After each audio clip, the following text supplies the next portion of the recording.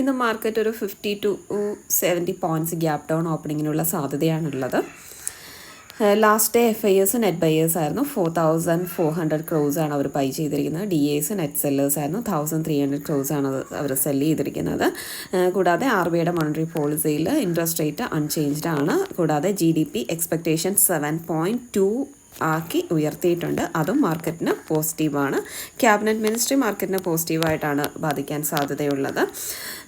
കൂടാതെ last Friday bank Nifty under performed ആയിരുന്നു. ഇന്നിപ്പോൾ US മാർക്കറ്റ് ക്ലോസ് ചെയ്തിരിക്കുന്നത് സ്ലൈറ്റ്ലി നെഗറ്റീവായിട്ടാണ്. ഇന്നിപ്പോൾ ചൈനീസ് മാർക്കറ്റും ഹോങ്കോങ് മാർക്കറ്റും ഹോളിഡേ ആണ്.